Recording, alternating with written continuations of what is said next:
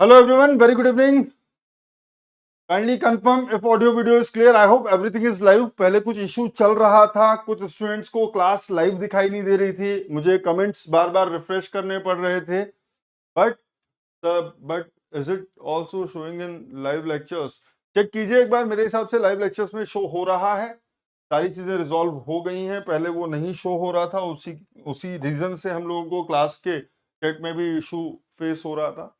But I hope now सब कुछ clear होना चाहिए. Fix right. वो पहले रिकॉर्डिंग टाइप की शो कर रहा था, पता नहीं कुछ तो इशू था. सुबह तो मैंने देखा था वो 10 आवर्स 30 मिनट्स की रिकॉर्डिंग दिखा रहा था. तो अब सब कुछ क्लियर है. चलिए तो शुरू करते हैं हमारे fourth lecture of query languages. क्या हुआ सर? कल की क्लास में हम लोगों ने कुछ प्रैक्टिस क्वेश्चंस डिस्कस किए थे with respect to relational algebra. तो सब कुछ छोड़ देते हैं, पहले ये डिस्कशन करते हैं कि क्या रिलेशनल अलजेब्रा को समझने में आप लोगों को कोई प्रॉब्लम फेस करनी पड़ रही है. That's the very first thing, क्योंकि एक हमारा टॉपिक कंप्लीट हो गया है जो प्री रिक्विजिट था एसक्यूएल के लिए. बहुत ज्यादा नहीं है, देखिए समझने की कोशिश कीजिए. आप लोगों को लग रहा होगा क्या सर 3 घंटे में 4 क्वेश्चन करके एसक्यूएल रिलेशनल अलजेब्रा खत्म हो जाता है. समझने वाली चीज ये है कि जिस टाइप के ऑपरेशंस परफॉर्म किए जा सकते हैं वो सारी चीजें मैंने आप लोगों को उन 7-8 क्वेश्चंस में एक्सप्लेन करने की कोशिश की है. अब उसके अलावा जो कुछ भी होगा वो एक डिफरेंट टाइप की क्वेरी होगी. आपको ट्रेसिंग समझनी होगी कि क्वेरी का एग्जीक्यूशन कैसे होगा, तो उसके बारे में बात करेंगे. बट एनीवे, पहले ये बता दीजिए अगर आपको कोई दिक्कत फेस करनी पड़ रही है in order to understand the concept relational algebra. Yes, it's all about logic. थोड़ा बहुत कौन सा टेबल करना. राज सरकार, उसके लिए ये तो मैंने आपको सारे के सारे क्वेश्चन एक ही सेट ऑफ टेबल्स में करा लिए भाई. अलग अलग टेबल्स बदलेंगी तो आपको ये आइडेंटिफाई करना पड़ेगा कि इंफॉर्मेशन है कहाँ. वही तो मैंने कहा, क्वेरी इज नथिंग. आपको सबसे पहली चीज तो इंसान ये सोचता ही नहीं है कि रिलेशंस की कितनी इंपॉर्टेंस है. आपको अगर यही नहीं पता है कि किस रिलेशनल टेबल में कौन सी इंफॉर्मेशन अवेलेबल है, then there is no point. किस रिलेशन में कौन सी इंफॉर्मेशन है, कहां से कौन सी इंफॉर्मेशन मिलेगी, उसके बेसिस पे जो रिलेटेड इंफॉर्मेशन है वो किस टेबल में मिलेगी. That's the logic, that's what you need to develop. इसीलिए मैंने क्लियरली बोला था ये समझो कि रिलेशन में है क्या. सप्लायर में कौन सी सप्लायर्स की इंफॉर्मेशन है, पार्ट्स टेबल में किस टाइप के पार्ट्स की इंफॉर्मेशन है, और कैटलॉग टेबल एक्चुअल में क्या कंटेन करता है. ठीक है. एनीवे, एक क्वेश्चन और इसके ऊपर मैंने होमवर्क दिया था, उसका डिस्कशन करेंगे, तो फिर अगर कोई प्रॉब्लम हो तो बताइएगा. बाकी आज की क्लास में सिर्फ मैं बेसिक्स ऑफ एसक्यूएल इंट्रोड्यूस करूंगा. क्या होती है structured query language, what are the different commands in structured query language, some of the SQL clauses which are very important for structured query language and aggregate functions. तो ये चार चीजें आज खत्म कर देंगे. कल एक और सेशन थ्योरेटिकल कॉन्सेप्ट पे होगा, उसके बाद से हम क्वेश्चंस का डिस्कशन करना शुरू कर देंगे एंड क्वेश्चंस को इस तरीके से सॉल्व करेंगे कि एसक्यूएल एंड रिलेशनल अलजेब्रा दोनों कंबाइनली साथ में चलें. ठीक है, चलिए. तो वेरी फर्स्ट थिंग इज ये हमारे रिलेशन थे जिसका हमने डिस्कशन किया था, और इसके ऊपर मैंने आप लोगों को एक क्वेश्चन दिया था. Right. Retrieve the SIDs of the suppliers who have supplied most expensive part. हाँ, ये कल वाला क्वेश्चन. क्या करें? अब देखो सर, मेरे पास यहाँ पर मैक्सिमम मिनिमम टाइप का कोई एग्रीगेट फंक्शन नहीं है, जैसा कि मैं आज एसक्यूएल में डिस्कस करने वाला हूँ. एसक्यूएल में आप सीधे सीधे मैक्स बोल करके और अपना काम कर सकते हो कि जो भी मैक्सिमम वैल्यू है इन दी कॉस्ट, जो भी मैक्सिमम वैल्यू है इन दी कॉस्ट कॉलम, वो वाला टपल सिलेक्ट हो जाएगा अगर मैं मैक्स एग्रीगेट फंक्शन का यूज करता हूं. लेकिन रिलेशनल अलजेब्रा कोई भी एग्रीगेट फंक्शन सपोर्ट नहीं करता. यहां पर हर चीज का प्रोसेस डिफाइन करना पड़ेगा. तो क्या करें? सोचिए, जिस तरीके से मैंने डिवीजन वाला काम किया था, मैं पहली चीज तो ये पूछ रहा हूं, क्या मैं ऐसा कुछ कर सकता हूं, क्या मैं ऐसा कुछ कर सकता हूं कि मैं वो टपल्स सिलेक्ट कर पाऊं जो मैक्सिमम कॉस्ट के करस्पॉन्डिंग नहीं है. क्या मैं ऐसा कुछ कर सकता हूं कि वो सारे टपल्स सिलेक्ट कर पाऊं जिनमें कॉस्ट मैक्सिमम नहीं है। सोचो जरा।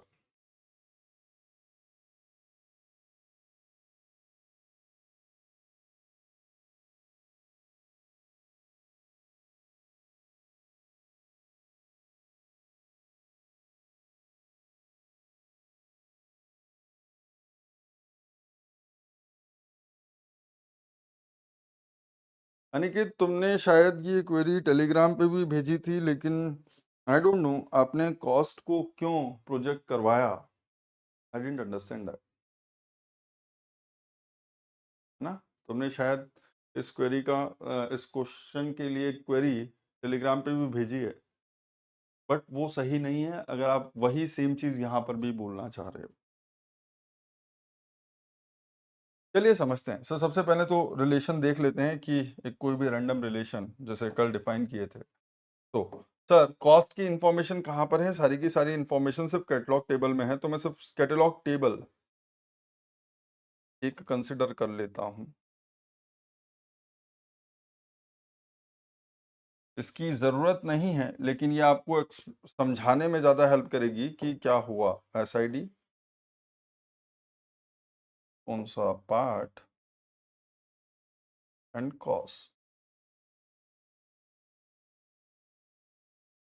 तो मुझे थोड़ा बहुत तो कल से याद आता है कि मैंने S1 P1 लिया था, S1 P2 लिया था, S2 ने भी P2 लिया था, और S1 ने P3 लिया था। ऐसा कुछ कुछ याद आता है। इसके लिए हमने शायद ₹20, $20 के लिए, $30 के लिए भी हमने शायद 30 रखा था। सही कुछ है, एक बार चेक कर लीजिएगा। ये कुछ और भी हो सकती है, इससे कोई फर्क नहीं पड़ता। ये कुछ और भी हो सकती है, बट एक बार क्रॉस चेक कर लीजिए कि क्या ये ऐसा ही था, क्या ये ऐसा ही कुछ था। एक बार क्रॉस चेक कर लीजिए, अगर कुछ चेंजेस हैं तो एक बार बता दीजिए। थोड़ा बहुत दिमाग में है कि ऐसा कुछ कंसिडर किए थे, बट अगर वैल्यूज पार्ट्स की या कोई भी अलग है तो कोई फर्क नहीं पड़ता।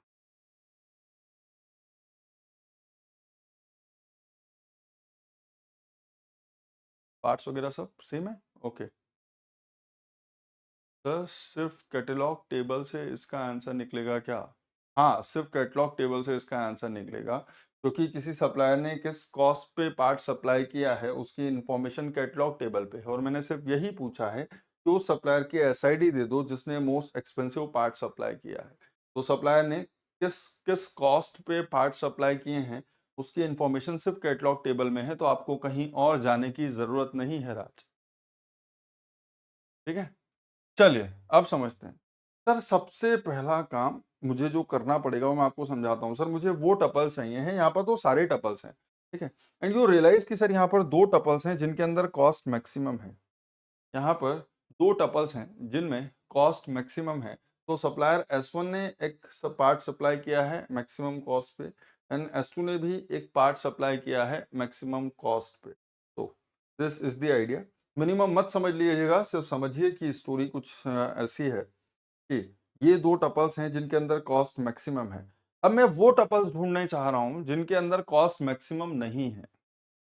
मैं उन टपल्स में इंटरेस्टेड हूं क्योंकि मेरे पास मैक्सिमम नाम का सीधे सीधे कोई मैक्सिमम नाम का सीधे सीधे कोई फंक्शन नहीं है, या तो फिर मेरे पास रिलेशनल अलजेब्रा में मैक्सिमम वैल्यू आइडेंटिफाई करने के लिए कोई भी टूल अवेलेबल नहीं है।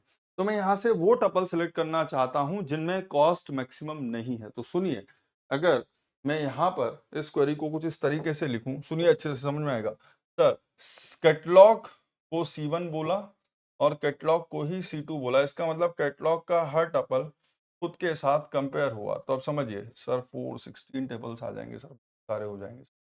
कोई बात नहीं, लेकिन समझने के लिए ज़रूरी है, तो ड्रॉ करते हैं। सर, एक जगह है SID, PID एंड कॉस्ट।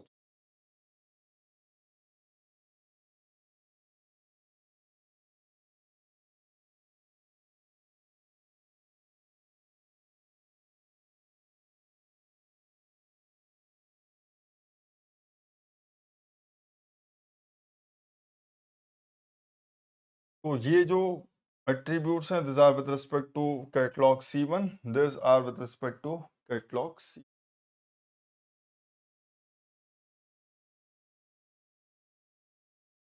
चलो सर, तो हुआ क्या sir, S1 P1 20, S1 P1 20, S1 P1 20, S1 P1 20, ये बाकी चारों टपल से कंबाइन होगा। इसका मतलब ये S1 P1 20 of catalogue C2 से भी कंबाइन होगा, ये S1 P2 30 ऑफ कैटलॉग से भी कंबाइन होगा, ये S2 P2 30 ऑफ कैटलॉग से भी कंबाइन होगा, ये S3 P3 10 के साथ भी कंबाइन होगा। ठीक है। सिमिलरली जो सेकंड टपल है S1 P2 30, S1 P2 30,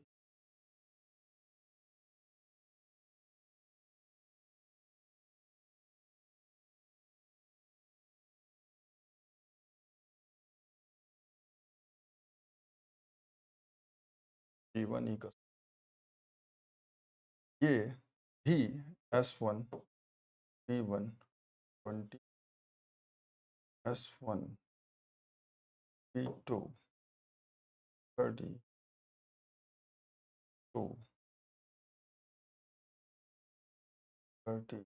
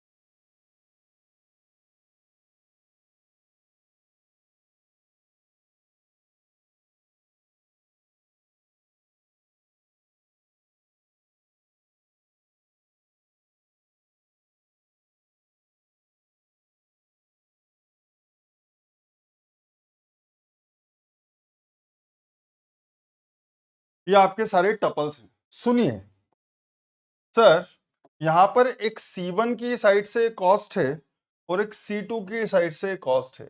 अगर मैं यहाँ पर वो टपल सिलेक्ट करूं, सुनिएगा अच्छे से सर, यहाँ पर मैं वो टपल सिलेक्ट करूं जिनमें लेफ्ट हैंड साइड वाले कैटलॉग टेबल में जो कॉस्ट है वो राइट हैंड साइड वाले में किसी ना किसी से कम है, तो समझिए C1 dot cost is less than C2 dot cost.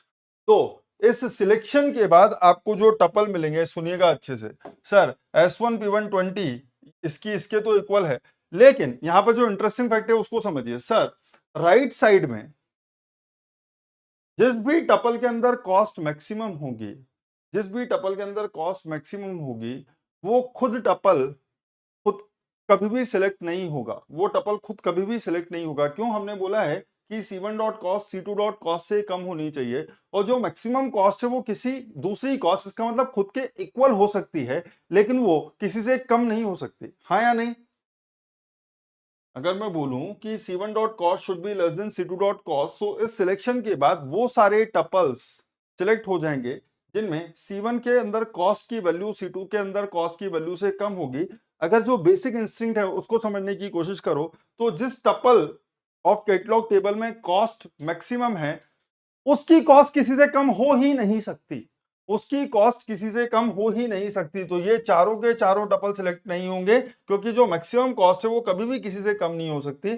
Similarly ये टपल भी सिलेक्ट नहीं होंगे, क्योंकि जो कॉस्ट है वो कभी भी किसी दूसरी कॉस्ट से कम नहीं है, क्योंकि जो मैक्सिमम वैल्यू है वो किसी और से कम नहीं है, जो मैक्सिमम वैल्यू है वो किसी और से कम नहीं है। तो समझिए सर, जब मैं यहाँ पर इस सिलेक्शन के बाद टपल्स देखूंगा तो कौन कौन सिलेक्ट होगा सर, ये सिलेक्ट हो जाएगा, देखो मैं यहाँ पर सिर्फ लिख दे रहा हूँ सर, एक ये सिलेक्ट हो जाएगा, अरे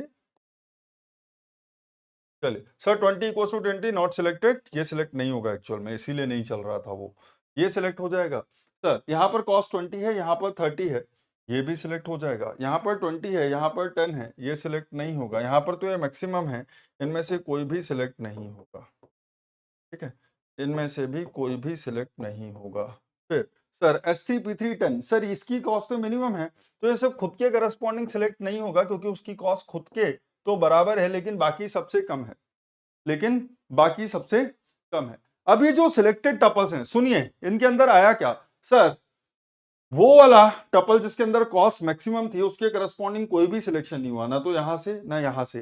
बाकी अगर किसी भी सप्लायर ने ऐसा कोई पार्ट सप्लाई किया होगा जिसकी कॉस्ट मैक्सिमम नहीं है, तो उसकी कॉस्ट डेफिनेटली मैक्सिमम वाले से तो कम होगी। तो अगर सप्लायर ने कोई भी ऐसा पार्ट सप्लाई किया है जो मैक्सिमम कॉस्ट पे नहीं है, तो सप्लायर का वो टपल सिलेक्ट हो जाएगा, सप्लायर का वो टपल सिलेक्ट हो जाएगा। अभी सुनिए, अभी कुछ पूरा हुआ नहीं है सर। अब मैंने यहां से क्या किया, ये जो पूरा का पूरा क्रॉस प्रोडक्ट था ना, इस क्रॉस प्रोडक्ट से ये बोला कि भाई एक काम करो, प्रोजेक्ट करवा लेता हूं। सर क्या प्रोजेक्ट करवा रहा हूं, सुनिए सर, काम करो एक प्रोजेक्शन ले लेता हूं। सर क्या प्रोजेक्शन लिया, इसने बोला एक काम करो, C1 की जो सर कौन सी राइट हैंड साइड, आपने कहां सिलेक्ट किए हैं वो टपल जिनमें कॉस्ट मैक्सिमम नहीं है, सर इस साइड। आपने कहां से वो टपल सेलेक्ट किए हैं जिनमें कॉस्ट मैक्सिमम नहीं है, सर C1 की तरफ वो वाले टपल सेलेक्ट किए हैं जिनमें कॉस्ट मैक्सिमम नहीं है। तो मैं क्या करूंगा, C1 की SID भी प्रोजेक्ट करा लो, C1 की PID भी प्रोजेक्ट करा लो, और C1 की कॉस्ट भी प्रोजेक्ट करा लो। यू विल रियलाइज कि यहां से जो टेबल मिलेगी उसमें सिर्फ 3 एट्रीब्यूट्स होंगे। क्या सर, एक होगा SID, एक होगा PID, एक होगा कॉस्ट, ठीक है। यहां से सर एक तो S1P1 20 सिलेक्ट हो जाएगा। अभी देखिए ब्यूटी है इस कॉन्सेप्ट में सर, एक तो यहाँ पर S1P1 20 सिलेक्ट हो जाएगा, डुप्लीकेट टाइम लिखने की जरूरत नहीं है, ये तीनों भी S3P3 10 सिर्फ एक ही बार सिलेक्ट होगा। सर वो टपल्स जिनके अंदर कॉस्ट मैक्सिमम नहीं थी कैटलॉग टेबल में, वो टपल सिलेक्ट हो गए, हाँ या ना। यहां से मुझे क्या मिला, सो we'll get the tuples from the catalog table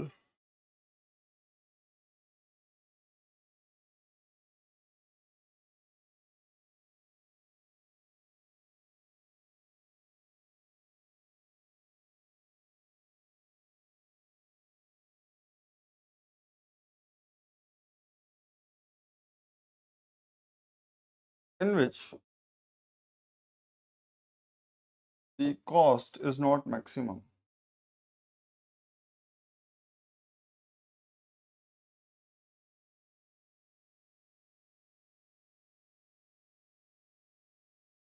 clear, मिल गए ना। अगर आप टेबल में देखो सर, इसके अंदर तो कॉस्ट मैक्सिमम थी, इसके अंदर भी मैक्सिमम थी, सिर्फ ये जो दो टपल थे इनमें कॉस्ट मैक्सिमम नहीं थी, तो मुझे वो सारे टपल्स मिल गए जिनमें कॉस्ट मैक्सिमम नहीं है, मुझे वो सारे टपल्स मिल गए जिनमें कॉस्ट मैक्सिमम नहीं है। Make sense.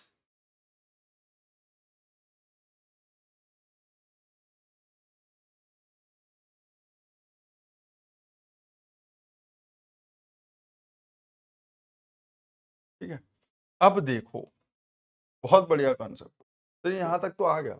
अब ये जो कुछ भी रिजल्ट आया है, ये जो कुछ भी रिजल्ट आया है, इसको अगर मैं एक्चुअल कैटेलॉग टेबल के अंदर जो टपल थे उनसे सब्ट्रैक्ट कर दूं सर, यहां से क्या sir, all tuples of catalogue, यहां से क्या मिला, all tuples of catalogue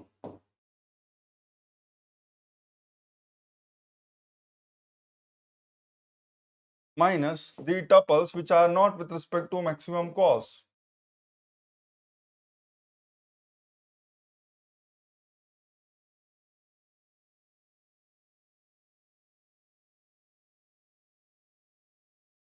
sir all tuples of catalogue minus the tuples which are not with respect to maximum cost, तो आपको क्या मिलेगा sir? This will give you the tuples from catalogue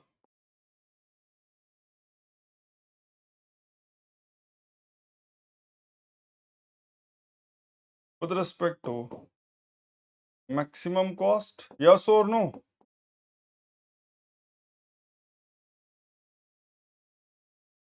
This subtraction will give me the tuples with respect to maximum cost. तो यहां पर ये 4 tuple थे, यहां पर ये 2 टपल थे। आफ्टर सब्ट्रैक्शन आपको क्या मिलेगा? अगर मैं यहां पर आपको सॉल्यूशन भी दे दूं कि इस सब्ट्रैक्शन से आपको मिलेगा क्या सर? आपको मिलेगा S1 P2 30 and S2 P2 30, यही 2 टपल मिले होंगे। क्लियर?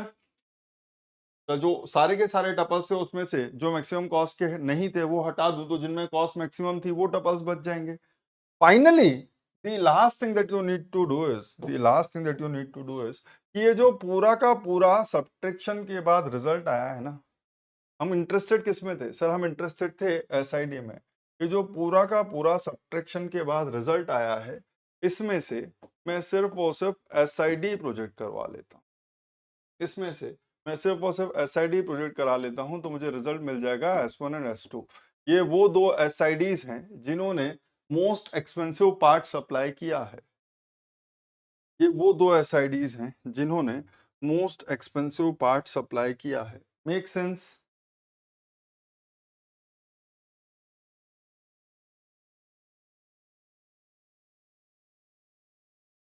अच्छे से सोच लो।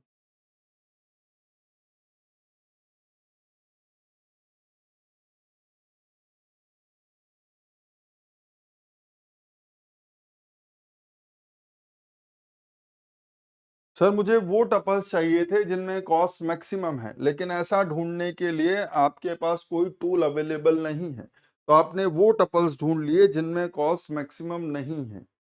रादर देन ये ढूंढने के कि वो टपल जिसमें कॉस्ट मैक्सिमम है, वो टपल्स ढूंढ लो जिनमें कॉस्ट मैक्सिमम नहीं है। फिर ओवरऑल टपल्स में से वो वाले सारे टपल्स सब्ट्रैक्ट कर दो जिनमें कॉस्ट मैक्सिमम नहीं है। देन आपके पास जो टपल्स रह जाएंगे उन सारे टपल्स में कॉस्ट मैक्सिमम होगी। Make sense? सर अब एक थोड़ा सा चेंज करना चाहता हूँ ये क्वेश्चन पूरा, थोड़ा सा चेंज करना चाहता हूँ। ये ऐसा नहीं करता, मुझे तो सिर्फ एसआईडी चाहिए थी, तो सिर्फ एसआईडी चाहिए थी सर। दुनिया में इतना सब कुछ नहीं देखना था मुझे।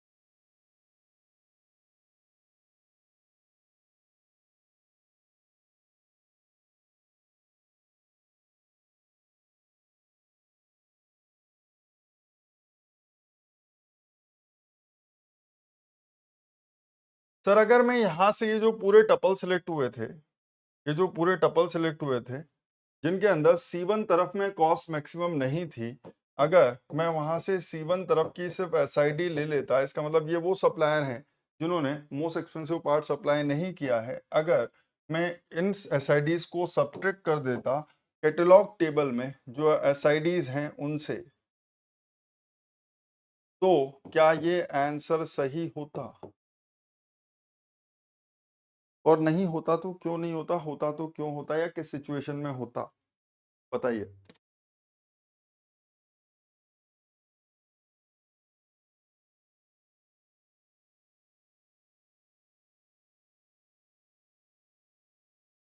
तो पूरा टपल क्यों ले रहे हो आप? एसआईडी पीआईडी कॉस्ट सब क्यों? आप तो सिर्फ एसआईडी में इंटरेस्टेड हो ना, तो यहाँ से वो टपल जिनके अंदर कॉस्ट मैक्सिमम नहीं है उनकी एसआईडी निकालो, उनको सेपरेट कर दो कैटलॉग में जो एसआईडी थी उनसे, आपका काम हो जाना चाहिए था।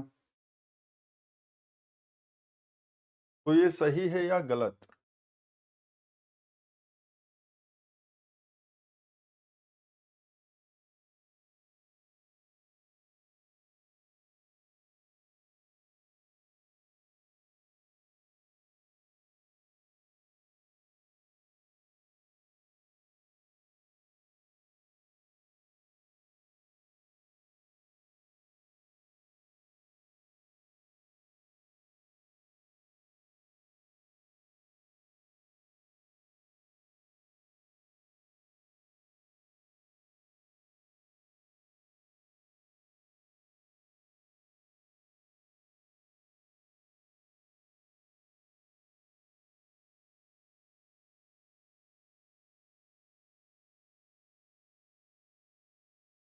सर ये C1 dot cost less than 0 का कंपैरिजन का आंसर स्टोर होगा क्या? स्टोर नहीं होगा, मैंने उसको आउटपुट में C1 को ले लिया। यहाँ पर तो वो सारे टपल्स है ना, यहाँ पर C1 के टपल्स भी हैं, C2 के भी टपल्स हैं, लेकिन C1 साइड, C1 वाली तरफ क्या हुआ है, जब मैंने बोला C1 डॉट कॉस्ट की वैल्यू C2 डॉट कॉस्ट होनी चाहिए, less than C2 dot cost होनी चाहिए, तो वो टपल्स हैं जिनमें लेफ्ट हैंड साइड में कॉस्ट की वैल्यू राइट हैंड साइड में जो कॉस्ट की वैल्यू है उससे कम है। तो ये वाला जो C1 तरफ कैटलॉग टेबल C1 तरफ जो टपल्स की इंफॉर्मेशन है, उनमें वो टपल्स कैटलॉग के अवेलेबल हैं जिनमें कॉस्ट मैक्सिमम नहीं है।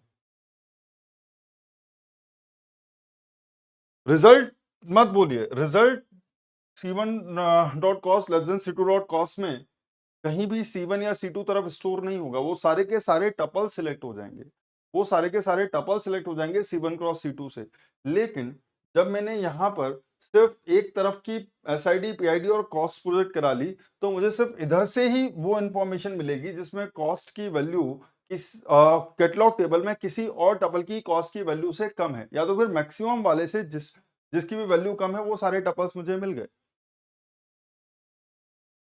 सर अगर सिर्फ SID लेते तो S1 हट जाता।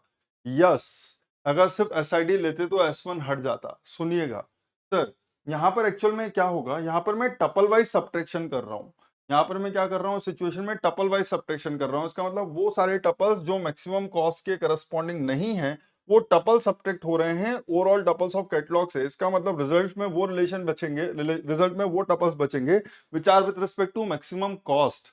रिजल्ट में वो टपल्स बचेंगे which are with respect to maximum cost. तो यहाँ पर टपल वाइज सब्ट्रैक्शन है, यहाँ पर टपल वाइज सब्ट्रैक्शन है। यहाँ पर क्या होगा सर, वो टपल्स मिलेंगे which are not with respect to maximum cost. So this are the complete tuples of the catalogue, this are the complete tuples of the catalogue which are not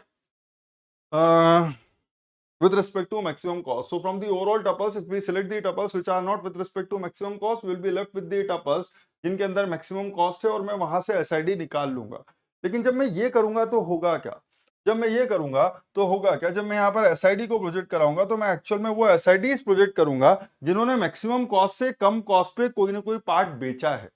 यहां से मुझे क्या मिलेगा सर, वो सारी SIDs मिलेंगी जिन्होंने मैक्सिमम कॉस्ट के से लेस कॉस्ट पे, मैक्सिमम कॉस्ट पे से लेस कॉस्ट पे कोई ना कोई टपल बेचा है। तो यहाँ पर S1 ने भी एक टपल सेल किया है, मैक्सिमम कॉस्ट तो 30 थी, तो S1 ने एक टपल 20 एक पार्ट 20 रुपीस में भी सेल किया है। S2 ने एक्चुअल में कोई भी टपल, S2 ने कोई भी पार्ट मैक्सिमम कॉस्ट से कम कॉस्ट पे सप्लाई नहीं किया है, तो S2 नहीं आएगा। S3 ने भी सप्लाई किया, तो यहाँ से S1 S3 आएगा। तो ये वो दोनों सप्लायर्स की SID हैं जिन्होंने मैक्सिमम कॉस्ट से कम कॉस्ट पे भी कोई ना कोई पार्ट सप्लाई किया है। ये जो SIDs हैं उन सप्लायर्स की हैं जिन्होंने मैक्सिमम कॉस्ट के से कम कॉस्ट पे भी कोई ना कोई पार्ट सप्लाई किया है। तो S1 क्यों सिलेक्ट हो गया, S1 ने एक मैक्सिमम कॉस्ट पे भी सप्लाई किया था और एक उससे लोअर कॉस्ट पे भी सप्लाई किया था। तो S1 ने मैक्सिमम कॉस्ट से कम भी कम से कम एक पार्ट तो सप्लाई किया है। तो अगर S1 ने मैक्सिमम कॉस्ट पे कम कॉस्ट पे कोई भी पार्ट सप्लाई किया होगा तो वो सिलेक्ट हो जाएगा। तो यहाँ पर क्या आ गया सर, यहाँ से S1 S3 आ गया। यहाँ से मुझे क्या मिलता सर, यहाँ से मुझे S1 S2 S3 मिलता, ठीक है, और इस सब्ट्रैक्शन के बाद मुझे क्या मिलता सर, मुझे सिर्फ S2 मिलता।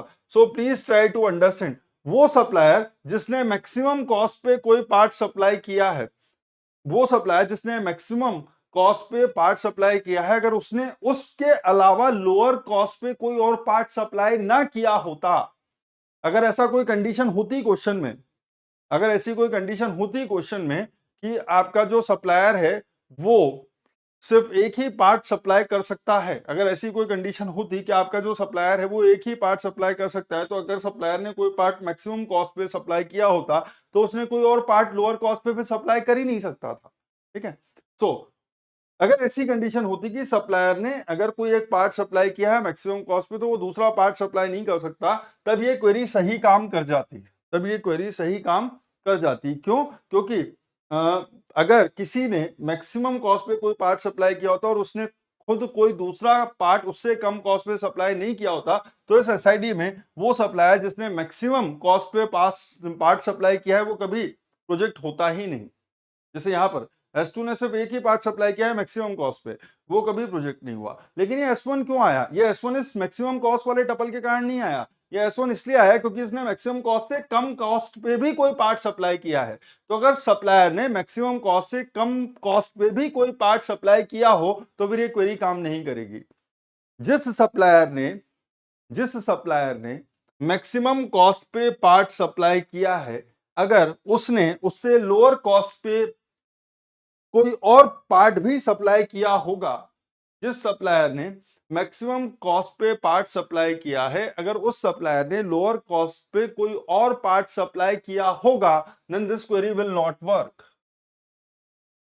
क्यों? क्योंकि अगर उसने मैक्सिमम के अलावा लोअर कॉस्ट पे भी कोई और पार्ट सप्लाई किया होगा तो उस सप्लायर की इंफॉर्मेशन सब्ट्रैक्ट हो जाएगी। Make sense? तो आई होप यू अंडरस्टैंड कि हर जगह क्योंकि एसआईडी चाहिए, इसलिए ऐसा नहीं सोचेंगे कि एसआईडी चाहिए तो सिर्फ एसआईडी प्रोजेक्ट करा करके काम कर लेते हैं। कभी कभी आपको टपल वाइज सोचना पड़ेगा कि मुझे वो सारे टपल्स चाहिए हैं जिनके अंदर कॉस्ट मैक्सिमम नहीं है। तो अगर यहाँ पर ये करोगे then this will be wrong.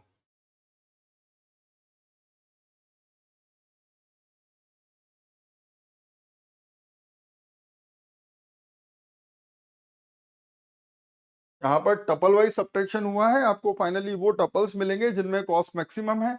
तो मैक्सिमम कॉस्ट वाले टपल्स में जो एसआईडी है उन सप्लायर ने मैक्सिमम कॉस्ट पे पार्ट सप्लाई किया है। Clear? So will keep solving few more questions on relational algebra, लेकिन अभी के लिए छोड़ते हैं, अदरवाइज सब मैस्ड अप हो जाएगा। तो प्लीज समझिए, बहुत सारे लेक्चर्स हैं हमारे भी, हमको 4-5 दिन क्वेरी लैंग्वेजेस ही पढ़नी है, 5 नहीं 8 दिन क्वेरी लैंग्वेज ही पढ़नी है। तो रिलेशनल अलजेब्रा के और भी बहुत सारे क्वेश्चंस आपके सामने आएंगे, ठीक है, और वो हम उस तरीके से सॉल्व करेंगे कि एक क्वेश्चन है तो इसको एसक्यूएल में कैसा लिखा जाएगा और रिलेशनल अलजेब्रा में कैसे लिखा जाएगा। तो जब दोनों चीजें साथ में देखेंगे तो दो चीजों की एक साथ प्रैक्टिस होगी।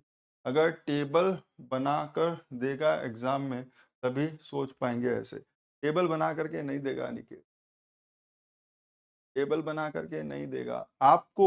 चलिए एक दूसरी चीज बताता हूँ, अगर कोई क्वेश्चन पूछा जा रहा है तो उसमें वो ऑप्शंस तो देगा ना, कि वो क्या ऑप्शंस देगा, इन दी सेंस वो टेबल नहीं देगा, लेकिन वो ये पूछेगा कि इनमें से कौन सा सही है। तो आपको ये चीजें, इसको हम बोलते हैं वेक्टर, इसको हम बोलते हैं वेक्टर। हम कोई ऐसा टेबल कंसिडर करने की कोशिश करेंगे, हम कोई ऐसा टेबल कंसिडर करेंगे जिसके बेसिस पे अगर सिर्फ S1 आए तो मुझे पता चल जाए कि ये किस टाइप के रिजल्ट प्रोड्यूस कर रहा है, सिर्फ S2 आए तो समझ जाए कि ये किस टाइप के रिजल्ट प्रोड्यूस कर रहा है। वो लर्निंग है, अभी मैं आगे बता दूंगा, अभी मैं आगे बता दूंगा अनिकेत। अभी सिर्फ क्वेरी को समझो, बहुत कॉम्प्लिकेशन में हो जब क्वेश्चन सॉल्व कर। अभी तक तो मैं सिखा ही ये रहा हूँ कि क्वेरी लिखनी कैसे है, आप हर ऑपरेशन को समझ पाओ। अभी तक मोटिव सिर्फ ये है कि आप ऑपरेशन को समझ पाओ, और मैंने आपको बहुत क्लियरली बोला है आपको क्वेरी ट्रेस करना आना चाहिए, ठीक है।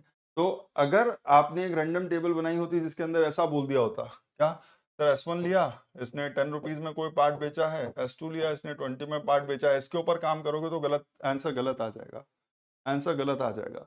तो अगर आपको ये इंश्योर करना है कि वो टपल सिलेक्ट करो जिन्होंने मैक्सिमम प्राइस पे कोई पार्ट सप्लाई किया है, तो सारी चीजें इंश्योर करो कि भाई अगर एक से ज्यादा हैं तो आप, सबसे पहले मैंने आपके वेक्टर में आपको यही समझाने की कोशिश की कि मैंने एक से ज्यादा सप्लायर्स लिए जिन्होंने मैक्सिमम प्राइस पे पार्ट सप्लाई किया था। कहीं ऐसा ना हो कि आपका आंसर सिर्फ एक को सिलेक्ट करके रुक जाता हो, आपकी क्वेरी सिर्फ एक को सिलेक्ट करके रुक जाती हो। तो अगर एक से ज्यादा लोगों ने मैक्सिमम प्राइस पे पार्ट सप्लाई किए हैं तो उन सबकी एसआईडी मिलनी चाहिए, ठीक है। दूसरा, अगर किसी सप्लायर ने सिर्फ एक ही पार्ट सप्लाई किया हो जो सिर्फ मैक्सिमम कॉस्ट का हो तो उसकी एसआईडी भी मिलनी चाहिए, और ऐसा सप्लायर जिसने मैक्सिमम के अलावा लोअर प्राइस पे कोई पार्ट सप्लाई किया हो तब भी उसकी मैक्सिमम कॉस्ट के करस्पॉन्डिंग तो एसआईडी मिलनी चाहिए। समझे बात? देखो इसको कितना अच्छा टेबल है ये, कि अगर जब मैं इसको ऊपर क्वेरी रन करूंगा तो क्या होगा, सर अगर किसी सप्लायर ने सिर्फ मैक्सिमम वाला सप्लाई किया तो मुझे पता है कि वो भी खत्म नहीं होगा, वो भी बचेगा। किसी ने अगर मैक्सिमम के अलावा लोअर प्राइस पे कोई सप्लाई किया होगा तो वो भी खत्म नहीं होगा, वो भी बचेगा, ठीक है। तो दैट्स द आइडिया कि मुझे सारी चीजें देखनी है कि कुछ भी मिस नहीं होना चाहिए। तो इस टाइप से टेबल, कोई भी रैंडम टेबल मत देखना, ऑप्शंस के बेसिस पे टेबल्स चूज की जाएंगी। एसक्यूएल में जनरली आजकल अच्छा होने लगा है कि वो टेबल देने लगे हैं, तो टेबल देख करके क्वेश्चन को सॉल्व करना बहुत आसान हो जाता है। एनीवे, चलिए नेक्स्ट चलते हैं। अरे ये क्या आ गया, हाँ ये तो रॉन्ग है। नेक्स्ट चलते हैं एसक्यूएल पे।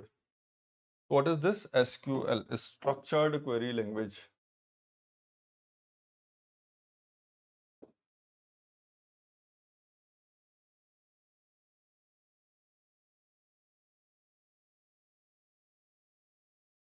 ये किस टाइप की क्वेरी लैंग्वेज है? It's a non procedural query language.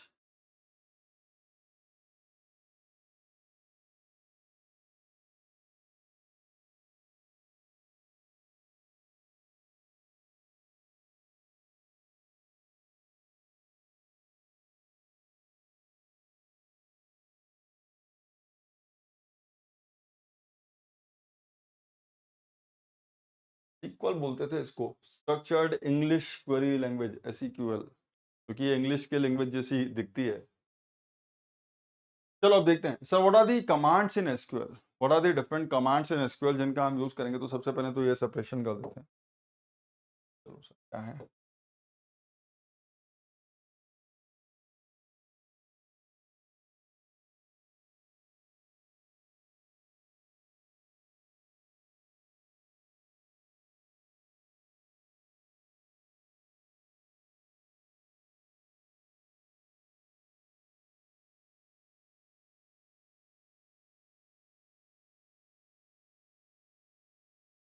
हम्म, तो यहाँ पर अलग अलग टाइप्स की कमांड है। कुछ किसी स्पेसिफिक पर्पस से काम आती है, कुछ किसी दूसरे पर्पस से काम आती है, कुछ और पर्पस से काम आती है, उनको देखते हैं। तो सबसे पहले you must have heard about create.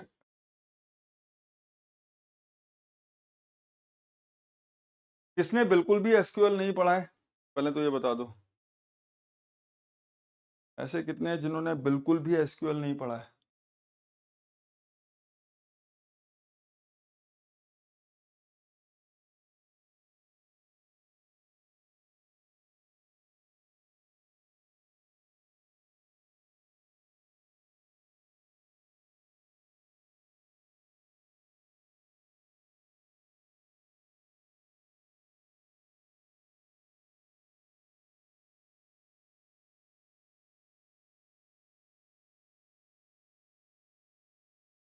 कभी सुना ही नहीं है? मतलब किसी टेबल्स भी नहीं देखी? फ्रॉम वेयर, ये सब, हाँ ये इतना, ये तो बहुत है, यही है। अगर आपको सिलेक्ट, क्रिएट, फ्रॉम वेयर इतना आता है तो बहुत आता है, इससे ज्यादा की जरूरत नहीं है। अगर बिल्कुल नहीं पढ़ा है तो मुझे थोड़ा सा डेफिनेटली सोचना पड़ेगा। बट सर, ये जो कमांड्स हैं, create, drop, alter, truncate, sir ये हैं किस टाइप की? सर एसक्यूएल को फर्दर में डिवाइड करता हूँ, so they fall under the category data definition language.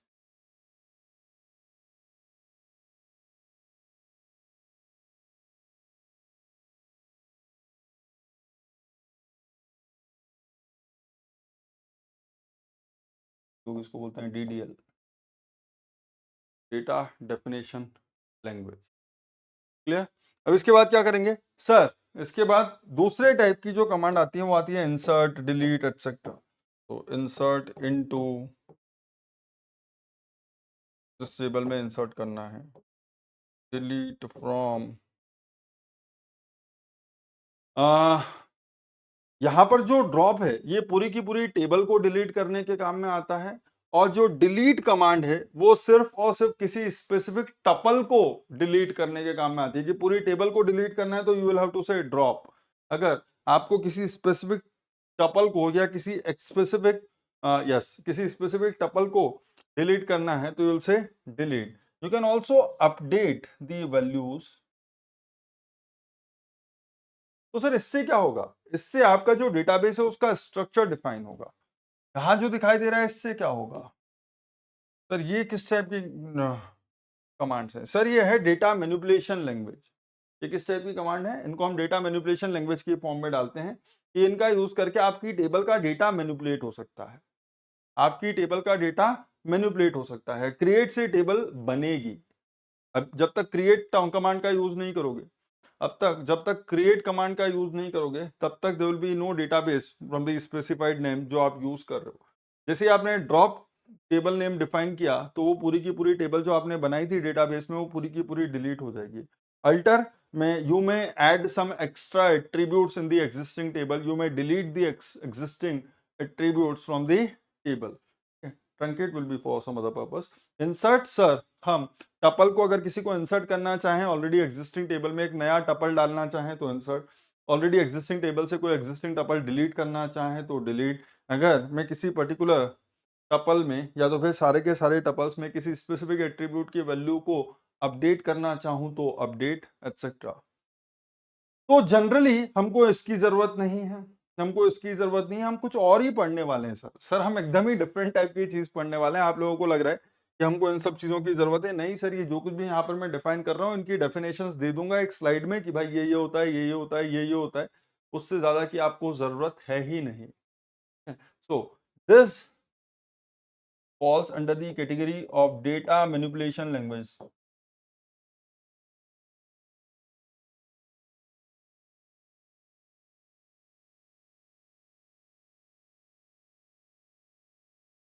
This is DML. ठीक है। देन हम यूजर्स को परमिशन देने के लिए भी एसक्यूएल में कमांड यूज कर सकते हैं। So there may be grant command, so it will give the permissions to the user to access the data। क्या हुआ ये? What said?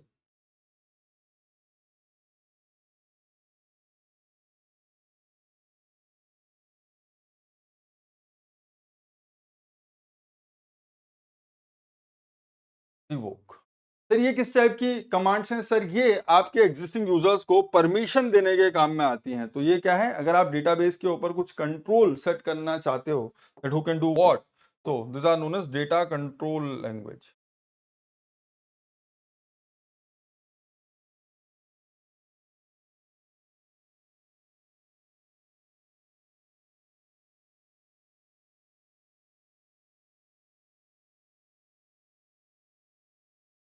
ओके, अब आपने इनमें से कुछ कमांड्स रन की आपके एग्जिस्टिंग डेटाबेस पे। अरे कोई मजा नहीं आता, फालतू की चीजें, गेट नहीं निकलेगा उससे। राज सरकार तुम मजा मत ढूंढा करो, तुमको मैंने पहले भी बोला, फिर बोलोगे सर आप क्लास में डांट देते हो, मुझे बुरा लग जाता है। मजा नहीं चाहिए, नंबर जहां से आएगा हमको वो काम करना है, मजा नहीं लेना है, मजा कभी और लेंगे। ठीक है, चलिए क्या ही बात कर। ठीक है, तो अगर मैंने डेटाबेस के अंदर कुछ इनमें से कोई भी ऑपरेशन परफॉर्म किया कि मैंने कुछ डेटा टपल्स को इंसर्ट किया, मैंने कुछ टपल्स को, एग्जिस्टिंग टपल्स को डिलीट कर दिया, ठीक है, और या तो फिर मैंने कोई वैल्यू अपडेट कर दी, तो आपको क्या लगता है अगर आपने कुछ चेंज कर दिया तो वो परमानेंट हो गया? अगर आपने कुछ चेंजेस कर दिया कुछ क्वेरीज लिख करके, तो क्या वो डेटाबेस में परमानेंट हो गया? नहीं सर, उस चीज को डेटाबेस में परमानेंट बनाने के लिए आपके पास कमांड्स होती हैं जिनको हम बोलते हैं कमिट। जब तक आप कमिट नहीं बोलोगे, आपने जो कुछ भी चेंजेस परफॉर्म किए हैं वो रिफ्लेक्ट नहीं होंगे डेटाबेस में। अगर आपने बिना कमिट किए कुछ ट्रांजेक्शन परफॉर्म किए, बिना कमिट किए सिस्टम को बंद कर दिया और वापस से अपना डेटाबेस एक्सेस करने की कोशिश की, तो आपके इन सारे के सारे ऑपरेशंस को परफॉर्म करने से पहले जो डेटाबेस था आपको एग्जैक्टली वही डेटाबेस मिलेगा। सो कमिट, अगर आपने कुछ किया है और आपको लगता है कि यार ये गलत हो गया, ये मुझे नहीं करना चाहिए था, you can simply roll back, कि रोल बैक कर देते हैं। तो ये क्या कहलाता है? Sir this are known as transaction control language. तो ये है ट्रांजैक्शन, आपने एक ट्रांजैक्शन स्टार्ट किया, फिर कुछ ऑपरेशन परफॉर्म करना शुरू किए, तो उनको कमिट या रोल बैक करने के लिए हम यूज करते हैं transaction control language.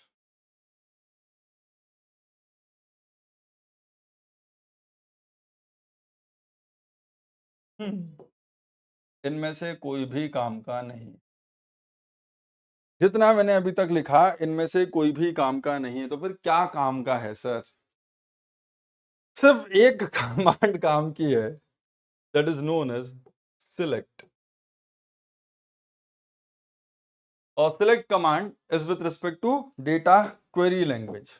To query the database, we use the select command. To query something, to get some specific type of data from the database, we use select command. So this is the data query language.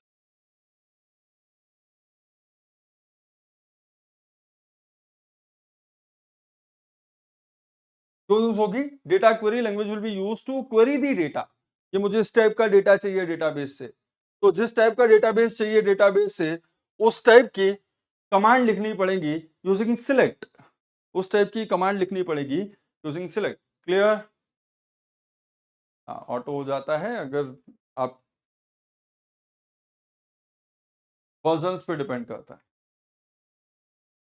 ठीक है, चलिए, तो यह different types की command, इनकी बात आज नहीं करूंगा, फालतू की बकवास है, इनके लिए मैं कल स्लाइड बना करके लेके आऊंगा, आपको लिखना है लिखना, एज इट इज कॉपी कर लेना, कोई फर्क नहीं पड़ता, उससे कोई क्वेश्चन नहीं आने वाला है, तो फालतू टाइम बर्बाद करेंगे नहीं। आज मुझे टाइम नहीं मिल पाया इसलिए मैं इनका डिस्कशन कर भी नहीं रहा हूँ, लेकिन इससे कोई फर्क पड़ता भी नहीं है, क्या होती है क्रिएट, क्या होता है ड्रॉप, क्या होता है अल्टर, क्या होता है ट्रंकेट, ये सिर्फ थ्योरेटिकल नॉलेज है, आपको सिर्फ ये पता होना चाहिए कि कौन क्या करता है, उतना आपको स्लाइड्स की फॉर्म में दे दूंगा।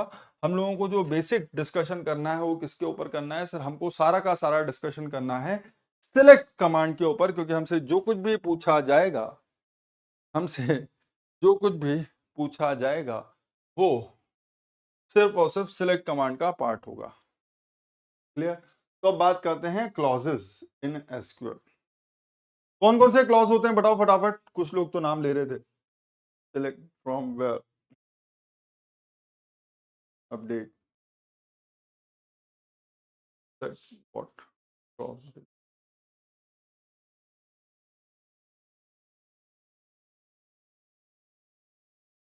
इनमें से कुछ भी नहीं है। सिलेक्ट वाला इंपॉर्टेंट है, क्या क्या है एसक्यूएल के क्लॉजेस?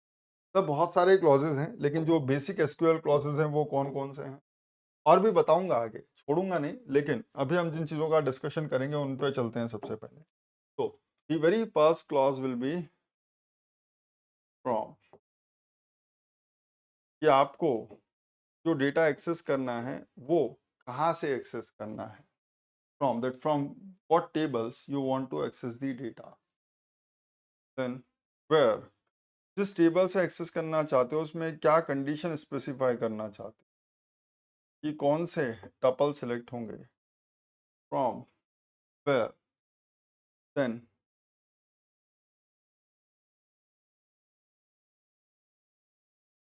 ग्रुप बाय, अगर आप रिजल्ट को ग्रुप करना चाहते हो, आपने जो कुछ भी टपल सिलेक्ट किए हैं फ्रॉम दी वेयर क्लॉज, अगर आप उन सारे के सारे टपल्स को ग्रुप करना चाहते हो, उनको क्लासिफाई करना चाहते हो बेस्ड ऑन सम एट्रीब्यूट, तो आप उसको ग्रुप बाय बोलोगे। फिर हैविंग,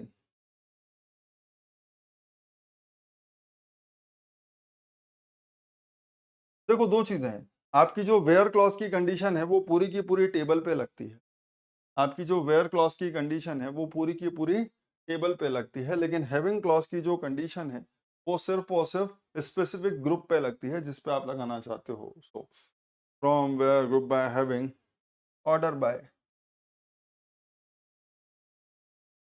अगर आपको रिजल्ट किसी स्पेसिफिक एट्रीब्यूट के बेसिस पे सॉर्टेड चाहिए, either in the ascending order और इन द डिसेंडिंग ऑर्डर, तो आप ऑर्डर बाय क्लास का यूज करते हो। ये हमारे जनरल क्लॉजेस हैं जो हम देखेंगे, इसके अलावा और भी बहुत सारे क्लॉज हैं, with, as with, limit, etcetera. तो नंबर ऑफ क्लॉजेस की बात करोगे तो एसक्यूएल में there are plenty of clauses, लेकिन ये बेसिक क्लॉजेस हैं, ये आपको सबको समझ में आने चाहिए, और गेट के पॉइंट ऑफ व्यू से ये तीन भी समझ में आने चाहिए, गेट के पॉइंट ऑफ व्यू से ये भी समझ में आने चाहिए, एज विथ एक ही एक्चुअल में। तो अगर मैं आपको एक क्वेरी लिख के दूं कि ये काम कैसे, इनका आगे डिस्कशन होगा, सो प्लीज डोंट वरी, मैं सब कुछ एक क्वेरी में नहीं लिख सकता, मैं सब कुछ एक क्वेरी में नहीं लिख सकता, इसलिए सिर्फ ये बताता हूं। तो सबसे पहले आप क्या शुरू करोगे सर? सबसे पहले आप बोलोगे सिलेक्ट, सबसे पहले तो आपने कमांड यूज की, क्या? Sir the command is select command, कि मैं कुछ सिलेक्ट करना चाहता हूं फ्रॉम द डेटाबेस। अब क्या सर, अब आपके पास एक चीज है जिसको आप बोलते हो डिस्टिंक्ट। आप ये लगा भी सकते हो, नहीं भी लगा सकते। ये जो कीवर्ड है distinct keyword is optional.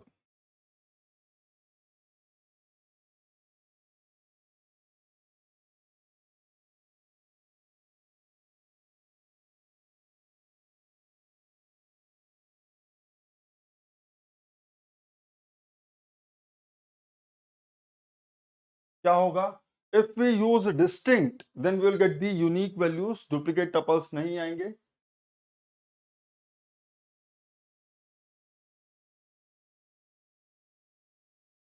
If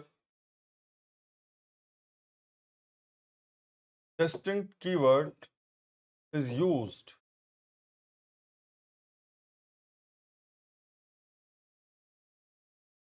then there will be no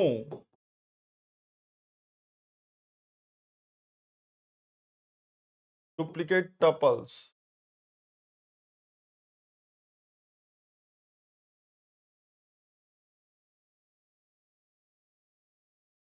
in the output.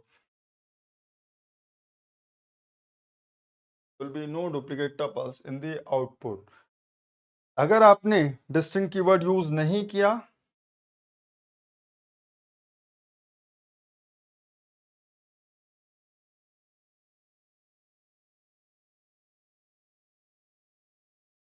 without distinct keyword,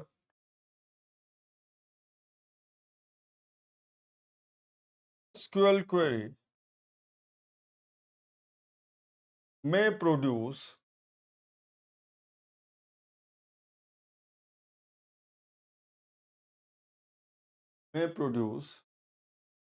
duplicate tuples में, अगर आपके करस्पॉन्डिंग रिलेशन में ऐसी सिचुएशन होगी कि डुप्लीकेट टपल्स आ सकते हैं, तो डुप्लीकेट वैल्यू डिस्टिंक्ट मतलब, डिस्टिंक्ट का मतलब वो डिस्टिंक्ट वैल्यूज प्रोड्यूस करेगा। जैसे अभी ये हुआ, अगर मैं इस टेबल के ऊपर सीधे सीधे ये बोलता, आ गई ये, अगर मैं बोलता सिलेक्ट एसआईडी फ्रॉम कैटलॉग, अगर मैं बोलता सिलेक्ट एसआईडी फ्रॉम कैटलॉग, तो एसआईडी कितनी बार होती रिजल्ट में? यार ये तुम लोगों ने माना नहीं, ये मैंने S3 बोला था,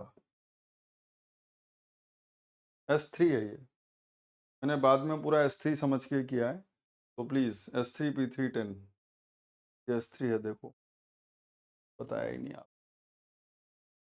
ये S3 है ना। तो अगर मैं सीधे सीधे बोलता select what SID from where, from catalog, तो अगर आप बोलते सिलेक्ट SID फ्रॉम कैटलॉग, तो वो सिर्फ SID की वैल्यू डालता।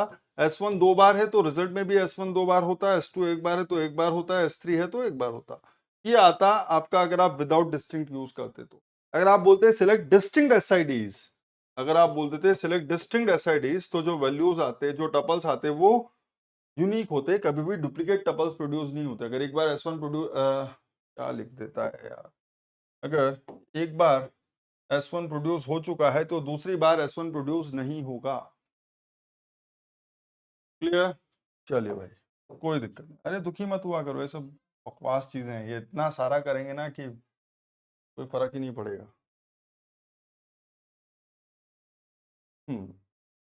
सिलेक्ट डिस्टिंक्ट, तो सबसे पहले तो हम ये डिस्टिंक्ट को समझना चाह रहे थे कि ये क्या है। Sir distinct is a keyword. आओ, तो बहुत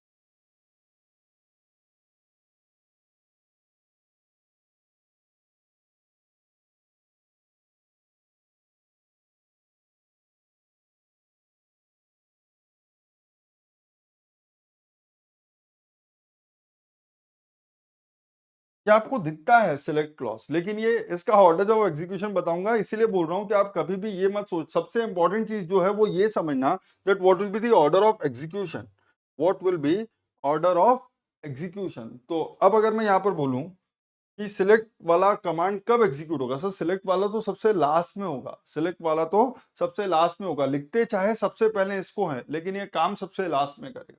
क्या होगा? सिलेक्ट डिस्टिंक्ट, अब आप बोलोगे कुछ भी लिख दो। देखो यहाँ पर आप क्या डिफाइन करोगे सर, इसके साथ आप डिफाइन करोगे लिस्ट ऑफ एट्रीब्यूट्स।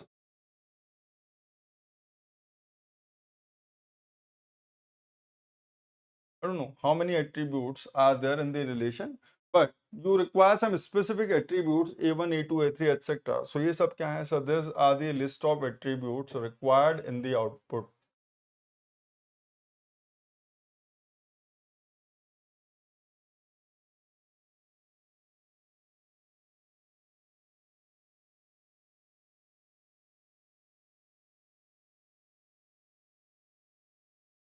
हो गया। So select distinct keyword, then you will write from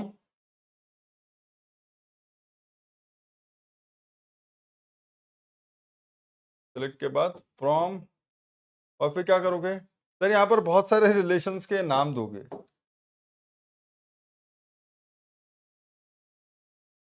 There may be any number of relations, so these are nothing but the name of relations.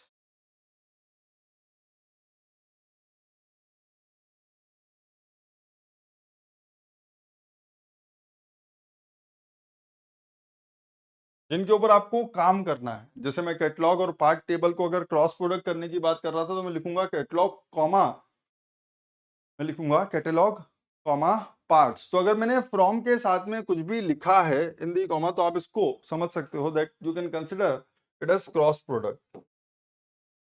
अब एक ही जगह कहाँ से एक्सप्लेन कर दूं, आपके पास जगह बनाते जाओ।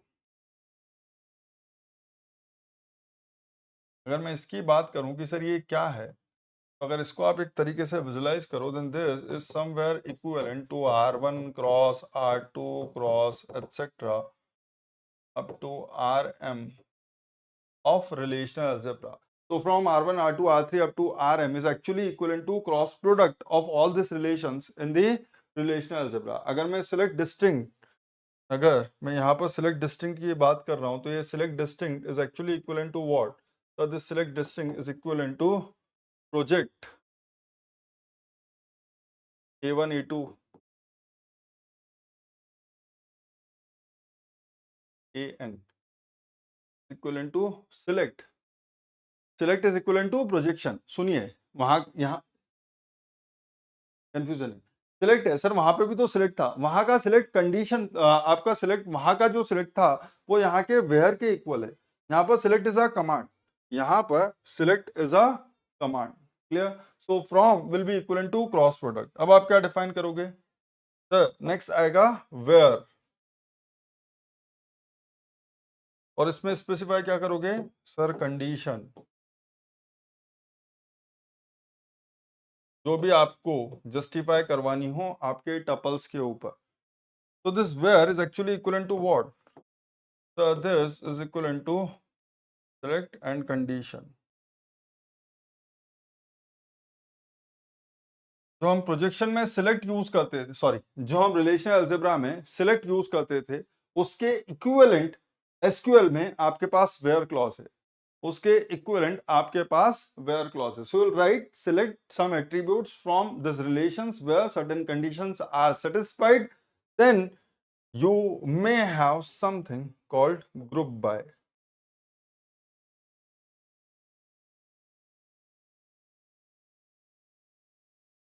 ग्रुप बाय, अब इस ग्रुप बाय में क्या करोगे सर? इस ग्रुप बाय के साथ में आपको देने हैं एट्रीब्यूट्स।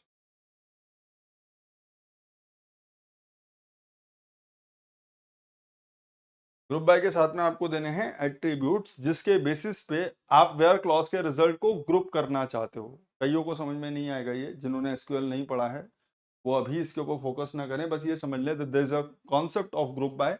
और ग्रुप बाय क्या करेगा, कुछ एट्रीब्यूट्स के बेसिस पे आपके जो आपका जो वेयर क्लॉज ने आउटपुट सिलेक्ट किया है उस वेयर क्लॉज के आउटपुट को ग्रुप कर देगा। कि आपने बोला ब्रांच के नाम पे ग्रुप कर दो, तो सीएस वाले अलग कर देगा, आईटी वाले अलग कर देगा, ईसी वाले अलग कर देगा, उनके ग्रुप्स बना देगा। सीएस के जो टपल्स सिलेक्ट हुए हैं वेयर से उनका एक अलग ग्रुप बना दिया, आईटी के जो टपल सिलेक्ट हुए हैं वेयर से उनका एक अलग ग्रुप बना दिया, ईसी के जो टपल सिलेक्ट हुए हैं उनका एक अलग ग्रुप बना दिया। ठीक है, और ये जो ग्रुप बने हैं इनके ऊपर फिर से हो सकता है आपको कोई कंडीशन परफॉर्म करना हो कि मैं सारे के सारे ग्रुप को एज एन आउटपुट देखना नहीं चाहता, मैं सारे के सारे ग्रुप्स को एज एन आउटपुट देखना नहीं चाहता, मैं सिर्फ ये देखना चाहता हूं कि एक ग्रुप जो स्पेसिफिक कंडीशन सेटिस्फाई करता हो, ठीक है क्या, एक ग्रुप जो स्पेसिफिक कंडीशन सेटिस्फाई करता हो, तो हैविंग के साथ भी वापस से कंडीशन आएगी,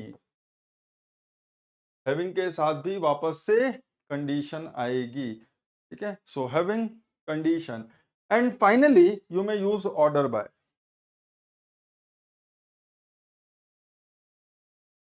ये क्यों सर, आप आपके रिजल्ट को किस एट्रीब्यूट के बेसिस पे सॉर्टेड देखना चाहते हो, किस एट्रीब्यूट के बेसिस पे सॉर्टेड देखना चाहते, अगेन वेरी टीडियस, ठीक है।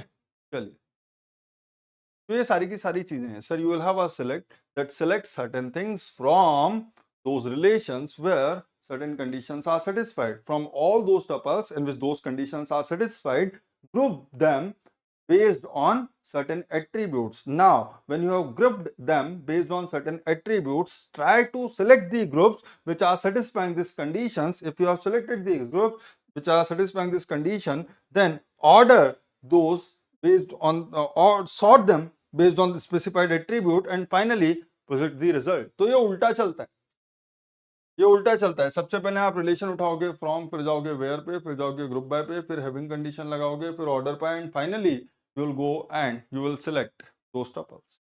तो सिलेक्शन सबसे लास्ट में होगा। क्लियर है? मल्टीपल टेबल क्रिएट करेंगे क्या सर? मल्टीपल टेबल क्रिएट नहीं होती, क्या क्रिएट करेंगे? सुन लो, अब वापस से उल्टी सीधी बातें करोगे तो कोई जवाब नहीं दे पाऊंगा। मैंने आपको बहुत सिंपल सी कहानी बताई थी, it's a non procedural query language, तो आप मुझसे ये पूछ ही नहीं सकते कि ये अंदर होता कैसे है। समझे बात को?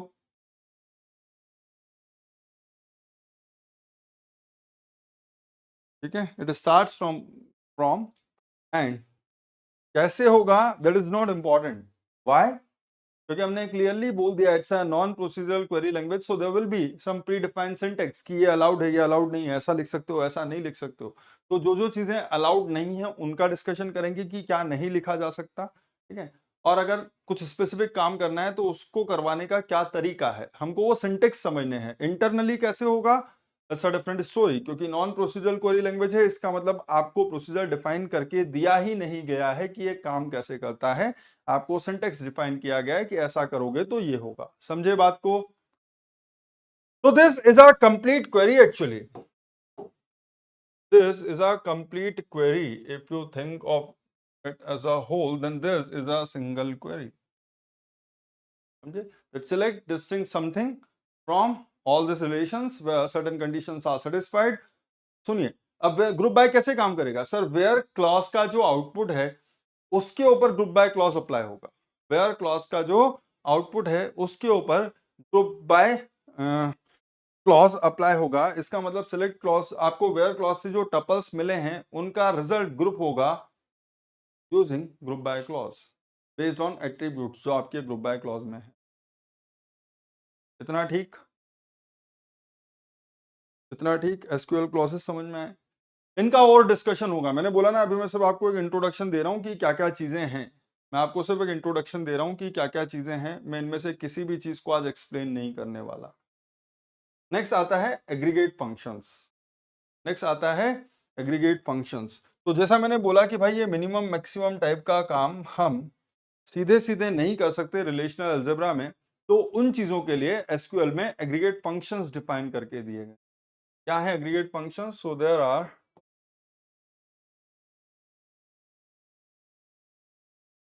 different aggregate functions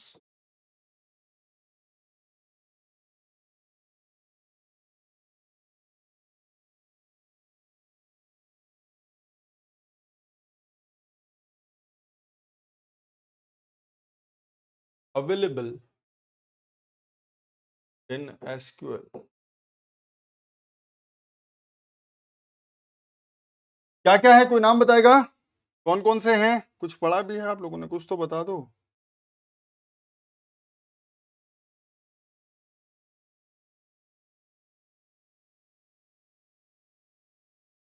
बताइए बताइए बताइए।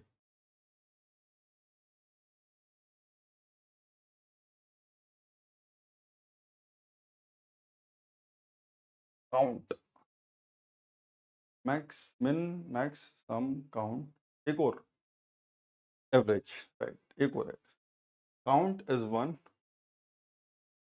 दूसरा जो आप निकाल सकते हो that is sum, third is average,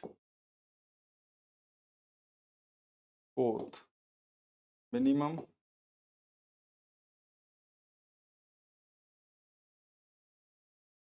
fifth maximum. का थोड़ा सा discussion,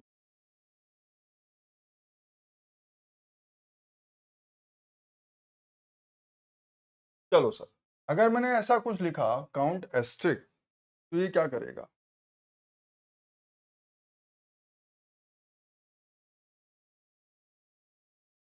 Count asterisk, then what does it do? Sir, count asterisk will count the total number of tuples in the relation. Count asterisk क्या करेगा? Return the total number of tuples in the relation.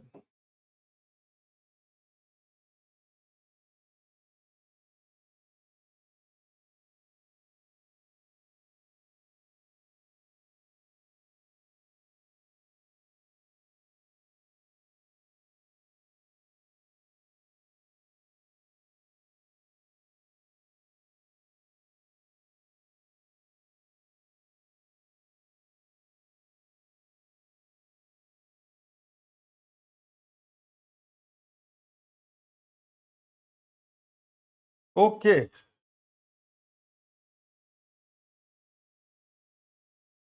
Sir, मैं कोई specific attribute भी specify कर सकता हूँ। इस situation में ये क्या करेगा? और मैं काउंट, ये फॉर लूप की तरह है। कैसा फॉर लूप?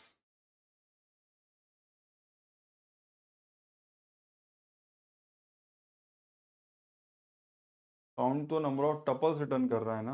हाँ, तो मैंने क्या लिख दिया? It will return the total number of tuples in the relation. और मैंने क्या लिखा भाई?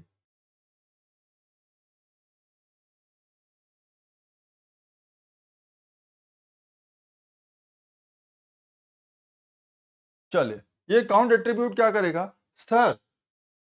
ये काउंट एट्रीब्यूट अगर आपने लिखा है then it will count the number of non null values in the column specified with the count function. So it will count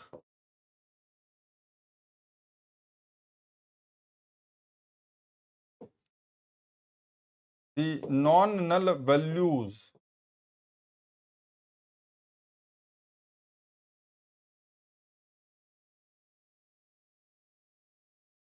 will count the non null values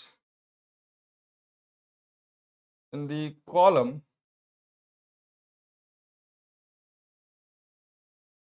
corresponding to the attribute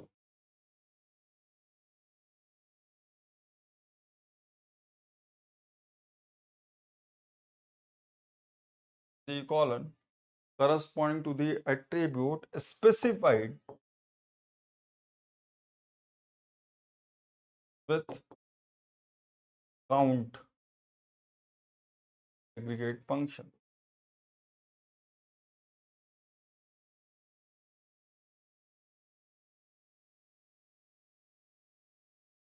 चलिए, this is very very very important. क्या sir?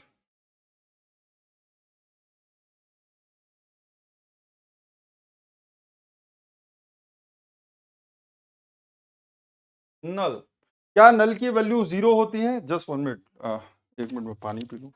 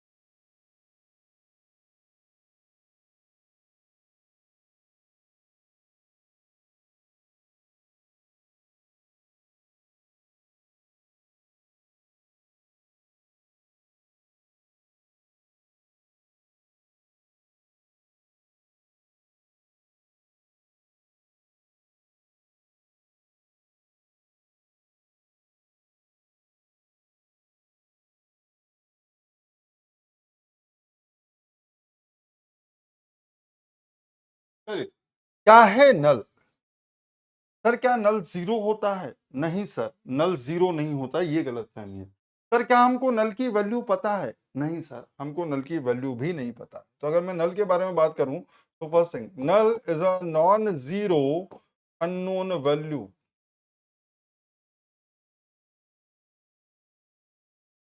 Non zero, इसकी value कभी भी zero नहीं होती, but इसकी exact value नहीं मालूम।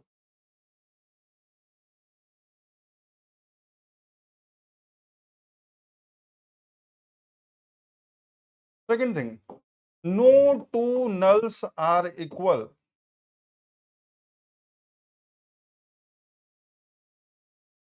What does it mean?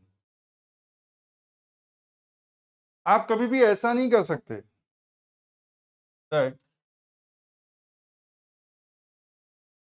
null equals to null is not defined.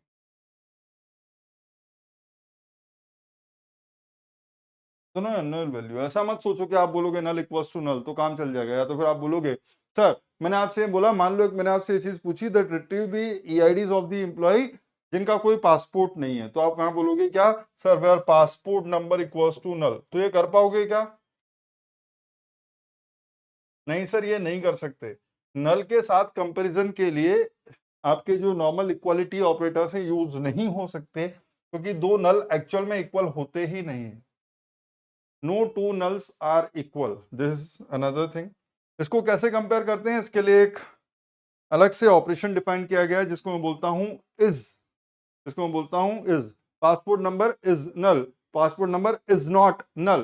तो complement of is not is not, complement of is not. तो ये हम देखेंगे जब आगे जाएंगे कि कैसे मैं नल के साथ कंपैरिजन कर सकता हूं, उसकी भी चीजें देखेंगे। अब मैंने ये जो डिस्कशन स्टार्ट किया है ये किस पर्पज से स्टार्ट किया था ये समझ लीजिए। null values are always discarded by aggregate functions.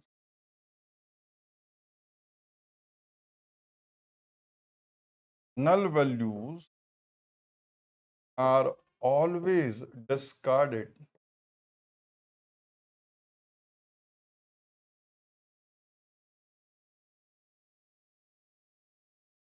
by aggregate function.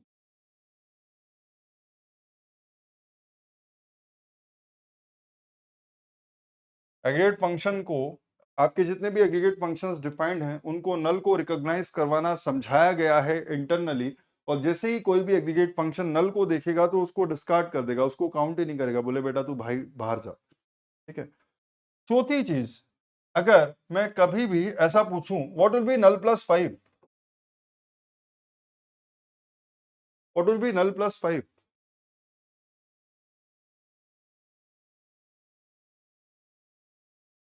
बोलो बोलो बोलो, what will be null plus 5? Not error, null plus 5 will be null only. अगर आप कोई भी अरिथमेटिक ऑपरेशन परफॉर्म करोगे नल के साथ, then the result will also be null. null plus 5 will also be null. So that's the fourth point. Arithmetic operation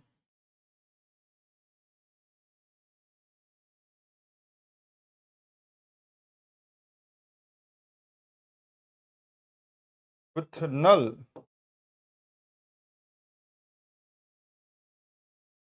results null. Arithmetic operation with null results null. That is, याद रखने के लिए भूल ना जाओ क्या कहना चाह रहा हूँ। null plus 10 कुछ भी लिखा, the value जो रिजल्ट मिलेगा that will be clear है। It's nothing, not nothing. It will be it will be a valid value. Please समझिए। ठीक है। चलो सर एक काम करते हैं, बहुत ज्यादा तो नहीं कर पा रहे हैं लेकिन एग्रीगेट फंक्शन डिफाइन कर देते हैं सारे के साथ। तो क्या क्या आया मेरे पास, ऑर्डर गलत हो गया है।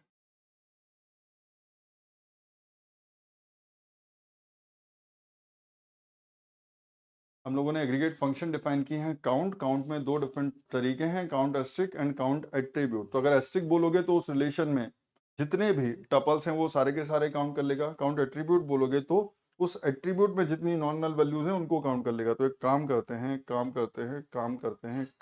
हैं, एक रिलेशन ले लेते हैं जिससे मैं चीजों को समझा पाऊं।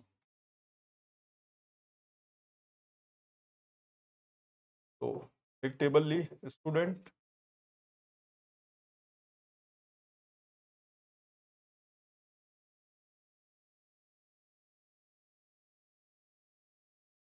यहाँ पर SID, S name,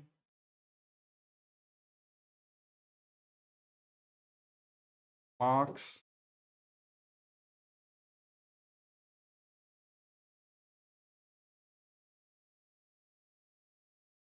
and branch.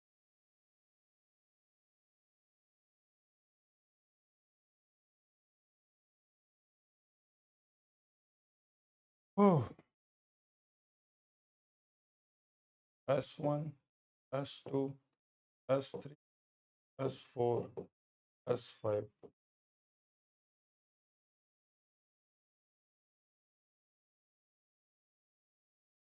A, B, C, जाने दो। मार्क्स सर ये है मान लो CS ब्रांच का, ये भी है CS ब्रांच का, ये है IT ब्रांच का, ये भी है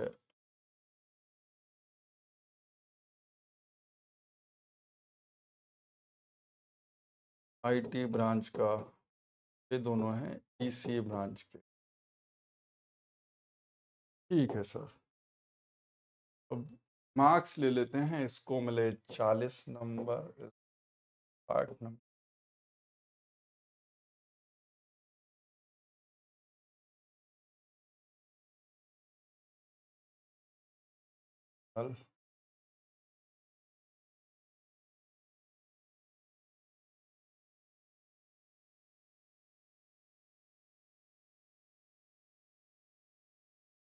कुछ भी ले लो, ठीक है।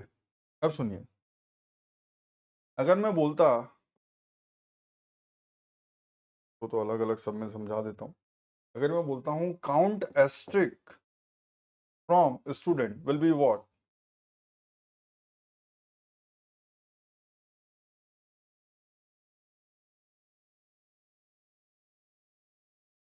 What will be the result? Count asterisk from student, what will be the result? ये स्टूडेंट टेबल से, ये स्टूडेंट टेबल से जितने नंबर ऑफ टपल्स हैं उनको काउंट कर लेगा, therefore the result will be 6। ठीक है, लेकिन अगर मैं यहां पर बोलता क्या, count marks from student, what will be the result?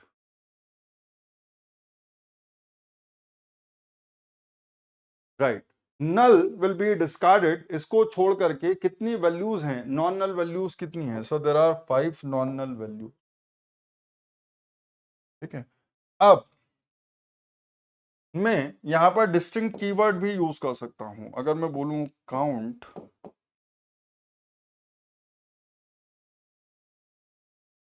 Distinct marks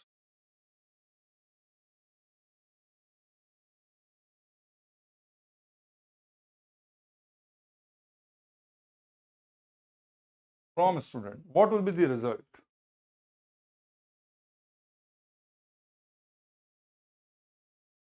How many different marks are there?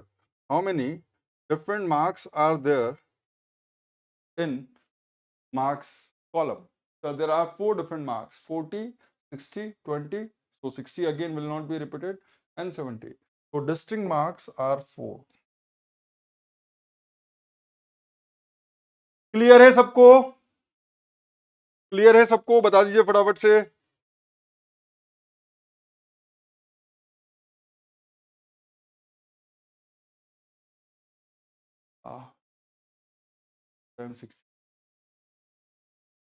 चलो, तो ये हो गई काउंट की बात। सर सारे एग्जाम्पल एक साथ देख लेना, मैं आपको अलग अलग बता दे रहा हूँ। ये काउंट हो गया। अगर अब मैं नेक्स्ट की बात करूं कि सर नेक्स्ट क्या डिफाइन कर सकते हो, तो इसको ले लो, सम। तो सम के साथ हमेशा एट्रीब्यूट डिफाइन करना पड़ेगा कि किस, क्योंकि सारे के सारे टपल्स की वैल्यू सम थोड़ी ना होगी।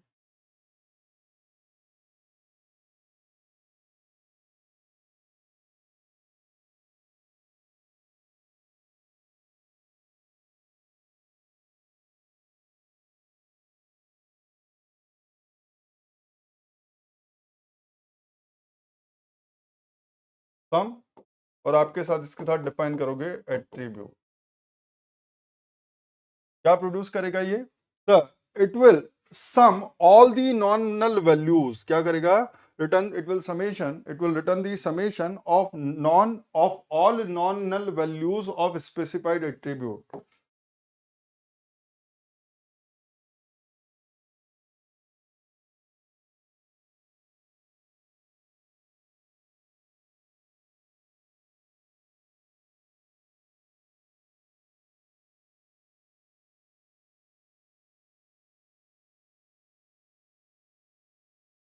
नॉन नल, क्योंकि नल के साथ सम कर देता तो नल आ जाता, लेकिन द आइडिया इज ये हमेशा उसको डिस्कार्ड ही कर देता है।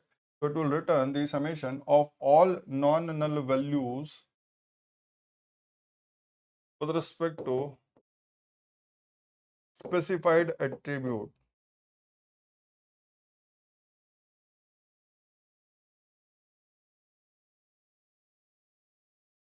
चलिए वापस से यहीं चलते हैं। तो अगर मैं यहां पर बोलूं what will be sum of marks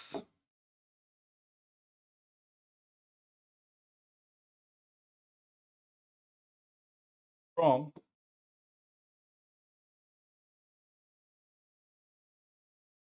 student, total summation all the marks. Sir कितना है ये?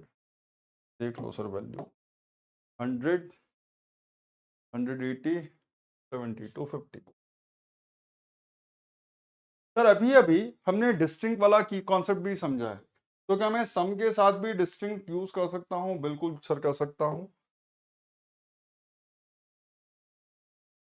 अगर मैं यहां पर लिखता हूं सम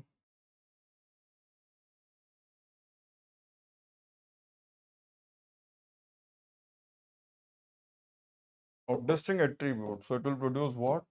It will return the summation of non-null of all distinct non-null values।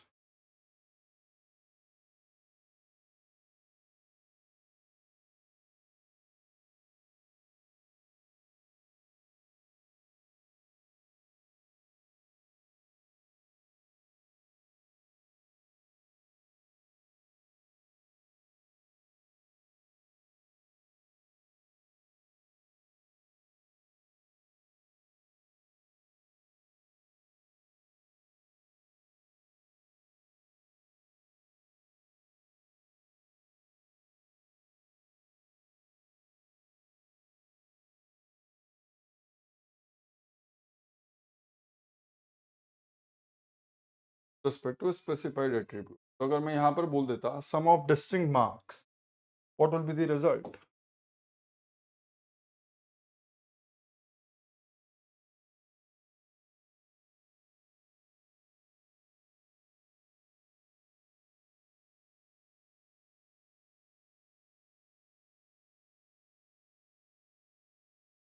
The result will be 190।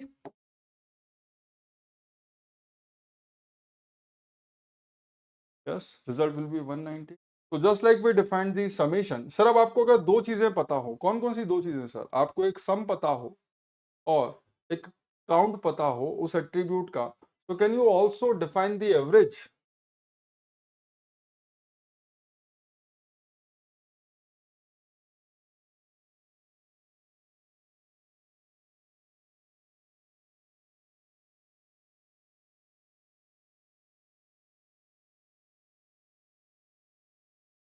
इसको तो क्या ही लिखें, it will return the average value respect to corresponding attribute.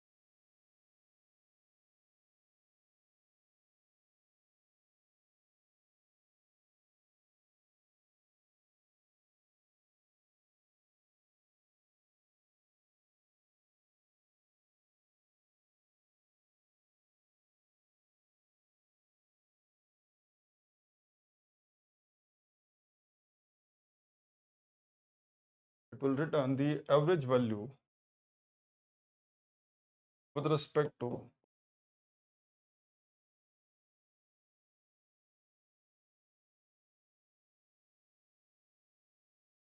specified attribute. Sir ये कैसे काउंट होगा इसको भी समझ लीजिए सर। एवरेज ऑफ एट्रीब्यूट को कैलकुलेट करने के लिए जो कॉन्सेप्ट यूज होगा it will be summation of attribute sum with respect to a specified attribute divided by count with respect to specified attribute। तो अगर मैं यहीं इसी रिलेशन में आपसे एवरेज ऑफ मार्क्स पूछूं then what will it B?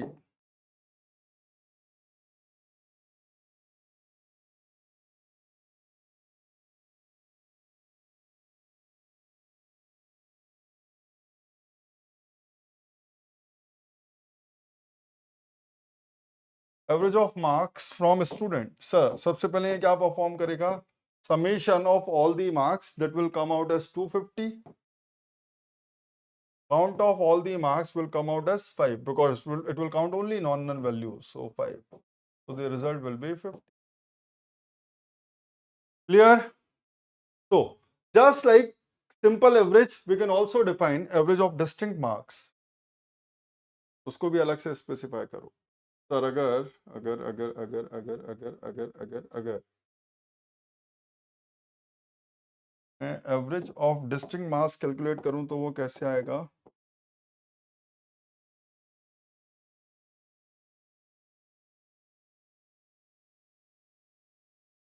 Will be sum of distinct marks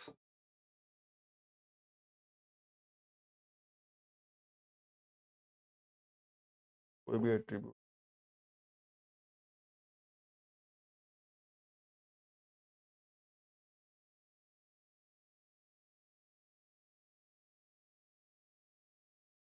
divide by count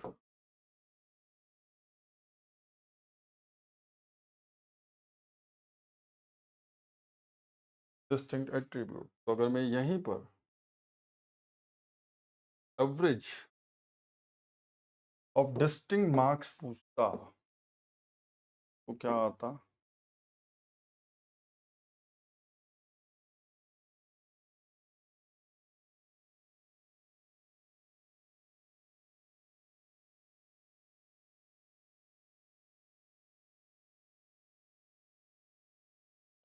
distinct mark का summation आता 190 and count of distinct marks आता 4। काउंट एवरेज में भी नल वैल्यूज इग्नोर होगी यार। चला कैसे वो? कैसी बातें करते हो?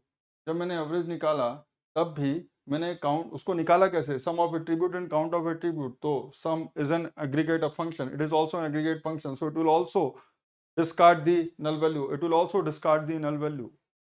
निकेत क्या ही दिक्कत है इसमें?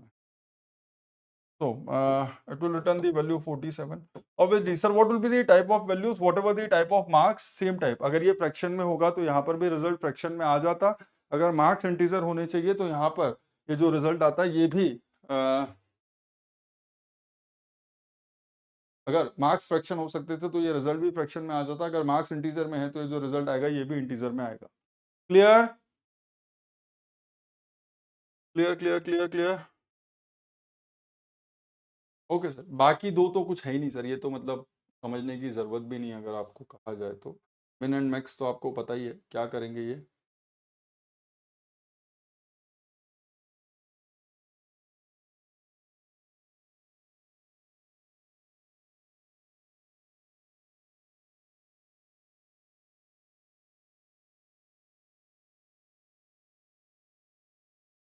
Minimum with respect to attribute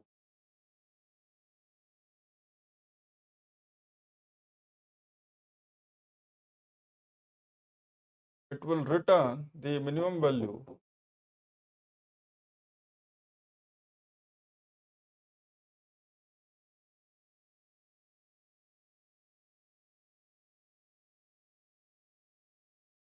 It will return the minimum value from specified column.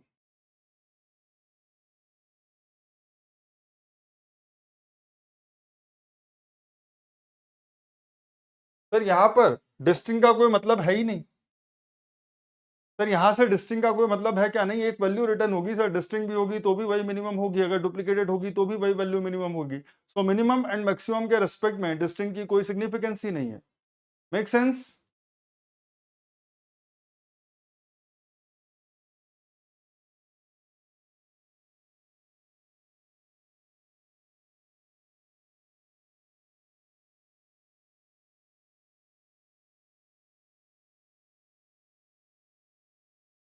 Return the maximum value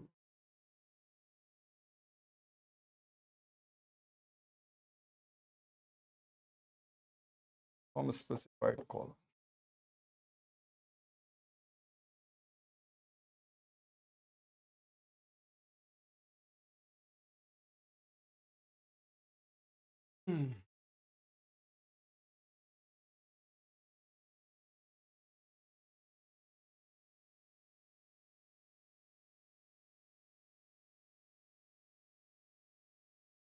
Minimum of marks will be 20.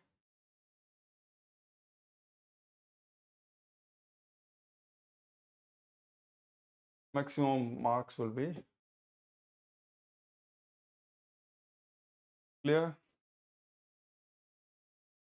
बोलिए फटाफट से, कोई दिक्कत, कोई परेशानी, कोई कष्ट तो समझा दो। कुछ नहीं है सर, कुछ था ही नहीं पढ़ने के लिए, तो बेसिकली मैंने आपको क्या क्या बताया है वो समझ लो, और कल क्या करेंगे वो भी समझ। तो वो सारा तो हो गया। स्ट्रक्चर्ड क्वेरी लैंग्वेज मैंने आपको सारी की सारी कमांड स्पेसिफाई की हैं, लेकिन इन सब का स्पेसिफिकेशन इसलिए नहीं दिया है, इन सब का स्पेसिफिकेशन इसलिए नहीं दिया है क्योंकि ये गेट के पॉइंट ऑफ व्यू से इंपॉर्टेंट नहीं है। आपको पता होना चाहिए कि टेबल कैसे क्रिएट होती है, ड्रॉप कैसे होती है, अल्टर कैसे होती है। तो हर एक का एक एक कोड लिख कर ले आऊंगा कि ये टेबल है, इस पर ये डालो, ये रिजल्ट मिलेगा। ठीक है। इंसर्ट डिलीट फ्रॉम का एक एक कोड दे दूंगा कि इंसर्ट दिस इनटू दिस, तो this will be the output. Delete this from this, then this will be the output. Update this and so, then this will be the output. इसके लिए there will be no discussion related to grant and revoke. There will be no discussion related to commit and rollback. I'll only give you the definition that in data control language, grant is used to allocate, give the specific permission to the user. Revoke is to revoke the given permission from the user. Commit and rollback का अपना significance, यहाँ पर discussion की जरूरत भी नहीं है। जिस दिन ट्रांजेक्शन एंड कॉन्करेंसी कंट्रोल पढ़ेंगे उस दिन ये दोनों चीजें अपने आप समझ में आ जाएंगी। तो हमारा ये सिर्फ एक एक एग्जाम्पल सबका दे दूंगा, यहाँ पर इन दोनों का एग्जाम्पल भी नहीं दूंगा क्योंकि जरूरत ही नहीं है, सिर्फ पता होना चाहिए कि है क्या।